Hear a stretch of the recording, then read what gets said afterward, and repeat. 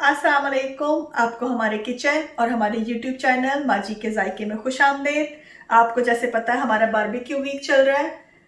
Barbecue हो और साथ पेरी पेरी राइस ना हो ऐसा मुमकिन नहीं है।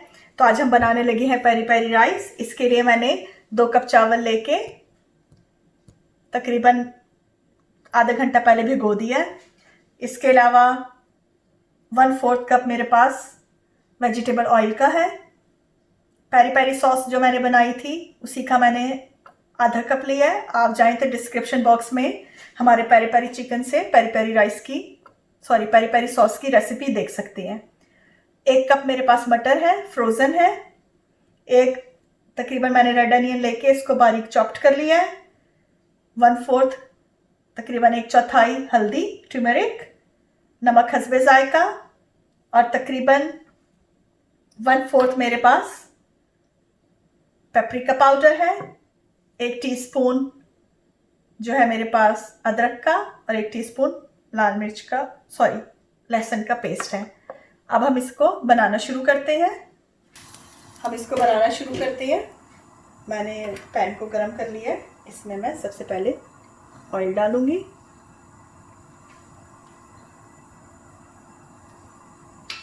ऑयल जब गरम हो जाएगा तो मैं इसमें अनियन डाल दूंगी। अनियन तकरीबन 1 से 1.5 मिनट में फ्राई करूंगी। इसको जस्ट हमने सौते करना है, ब्राउन या कोई और कलर नहीं देना। ये तकरीबन 1 मिनट मैंने फ्राई करके इसमें मैं अदरक लहसुन का पेस्ट डालूंगी और तकरीबन 30 सेकेंड उसको भी फ्राई कर लूँगी।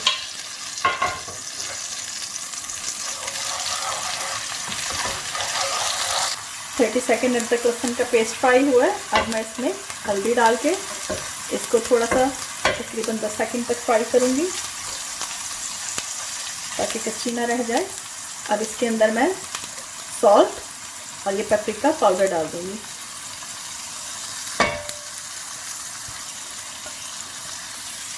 सेकंड के अंदर मैंने इसको फ्राई करके इसमें मैंने जो मेरे पास सीड्स थे वो डाल दिए।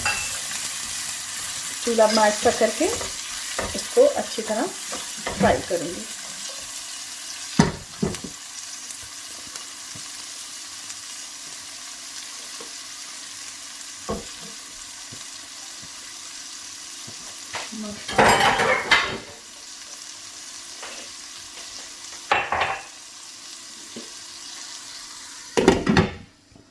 इसको मैंने 30 सेकंड के लिए ढक दिया था।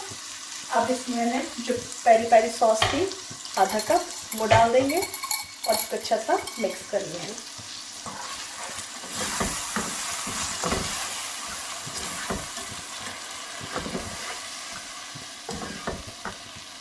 नॉर्मली इसमें आप चाहें तो बहुत अच्छा थिक यखनी जो स्टॉक होता है चिकन का मीट का वो डाल सकते हैं या क्यूब का। मेरे पास वेजिटेरियन फ्रेंड है तो मैं इसको वेजिटेरियन स्टाइल से ही बनाऊंगी। इसमें मैं चिकन का स्टॉक या यखनी नहीं डालूंगी। मैंने केटल को पहले से बॉईल कर दिया था और मेरा पानी गर्म है। आप चाहें तो आप पानी साइड पे बॉईल कर लें या फिर इसमें उबाल दिलवा दें। मैंने 2 कप चावल लिए हैं तो तकरीबन मैं 4 कप इसमें पानी डाल के इसको अच्छा सा बॉईल करूँगी। पानी में जैसे ही बॉईल आएगा चावलों को मैंने छन्नी से छान लिया है। फिर भी मैं कोशिश करूँगी इसमें पानी ना जाए। मैं ऐसे चावल इसमें डाल दूँगी। चावल डाल के अब इसको इसमें मिक्स कर देंगे।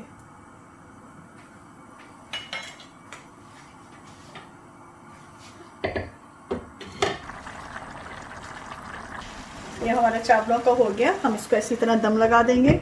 इसके स्टीम नहीं जाती है तो मुझे फॉइल नहीं लगानी पड़ेगी। इसमें इसी तरह दम आ जाएगा। बस मैं चूल्हा इस तक कर दूंगी।